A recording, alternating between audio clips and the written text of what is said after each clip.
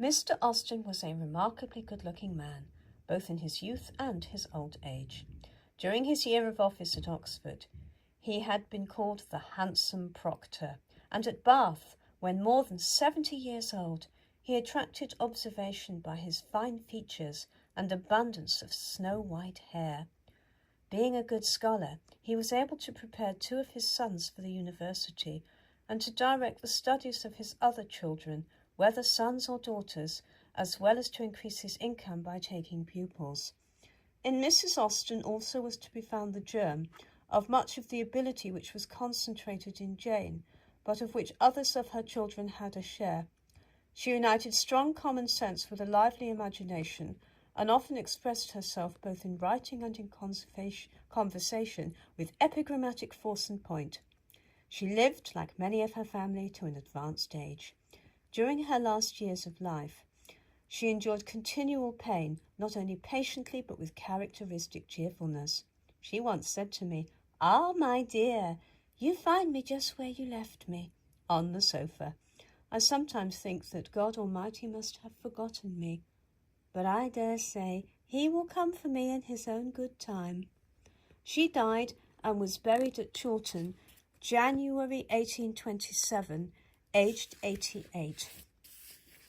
Her own family were so much, and the rest of the world so little to Jane Austen, that some brief mention of her brothers and sister is necessary in order to give any idea of the objects which principally occupied her thoughts and filled her heart, especially as some of them, from their characters or professions in life, may be supposed to have had more or less influence on her writings, though I feel some reluctance in bringing before public notice persons and circumstances essentially private. Her eldest brother James, my own father, had, when a very young man at St. John's College, Oxford, been the originator and chief supporter of a periodical paper called The Loiterer, written somewhat on the plan of The Spectator and its successors, but nearly confined to subjects connected with the university. In after life he used to speak very slightingly of his early work, which he had the better right to do, as, whatever may have been the degree of their merits, the best papers had certainly been written by himself. He was well read in English literature, had a correct taste, and wrote readily and happily, both in prose and verse. He was more than 10 years older than Jane, and had, I believe, a large share in directing her reading and forming her taste. Her second brother, Edward, had been a good deal separated from the rest of the family, as he was early adopted by his cousin, Mr. Knight of Godmersham Park in Kent, and Chawton House in Hampshire, and finally came into possession both of the property and the name. But though a good deal separated in childhood, they were much together in after life, and Jane gave a large share of her affections to him and his children. Mr. Knight was not only a very amiable man, kind and indulgent to all connected with him, but possessed also a spirit of fun and liveliness, which made him especially delightful to all young people. Her third brother, Henry, had great conversational powers, and inherited from his father an eager and sanguine disposition.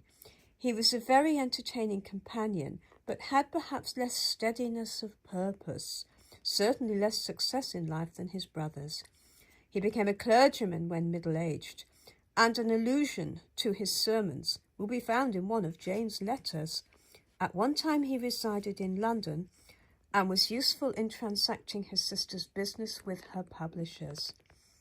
Her 2 youngest brothers, Francis and Charles, were sailors during that glorious period of the British Navy, which comprises the close of the last and the beginning of the present century, when it was impossible for an officer to be almost always afloat, as these brothers were, without seeing service which, in these days, would be considered distinguished. Accordingly, they were continually engaged in actions of more or less importance, and sometimes gained promotion by their success. Both rose to the rank of admiral, and carried out their flags to distant stations. Francis lived to attain the very summit of his profession, having died in his 93rd year, GCB and Senior Admiral of the Fleet in 1865. He possessed great firmness of character, with a strong sense of duty, whether due from himself to others or from others to himself.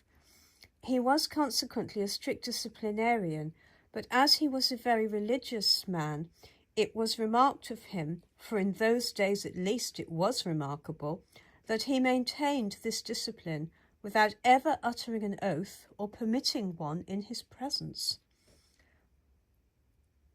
On one occasion, when ashore in a seaside town, he was spoken of as the officer who kneeled at church, a custom which now, happily, would not be thought peculiar. Charles was generally serving in frigates or sloops, blockading harbours, driving the ships of the enemy ashore, boarding gunboats, and frequently taking small prizes. At one time he was absent from England on such services for 7 years together. In later life, he commanded the Bellerophon at the bombardment of Saint-Jean d'Acre in 1840. In 1850, he went out in the Hastings in command of the East India and China Station. But on the breaking out of the Burmese War, he transferred his flag to a steam sloop for the purpose of getting up the shallow waters of the Irrawaddy, on board of which he died of cholera in 1852, in the 74th year of his age. His sweet temper and affectionate disposition, in which he resembled his sister Jane, had secured to him an unusual portion of attachment, not only from his own family, but from all the officers and common sailors who served under him. One who was with him at his death has left this record of him. Our good Admiral won the hearts of all by his gentleness and kindness while he was struggling with disease and endeavouring to do his duty as Commander-in-Chief of the British naval forces in these waters. His death was a great grief to the whole fleet. I know that I cried bitterly when I found out he was dead. The Order in Council of the Governor-General of India, Lord Dalhousie, expresses admiration of the staunch high spirit which, notwithstanding his age and previous sufferings, had led the Admiral to take his part in the trying service which has closed his career. These two brothers have been dwelt on longer than the others because their honourable career accounts for Jane Austen's partiality for the Navy, as well as for the readiness and accuracy with which she wrote about it. She was always very careful not to meddle with matters which she did not thoroughly understand.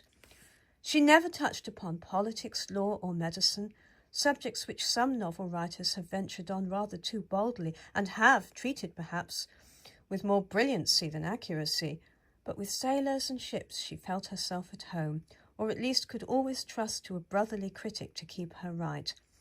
I believe that no flaw has ever been found in her seamanship, either in Mansfield Park or in Persuasion.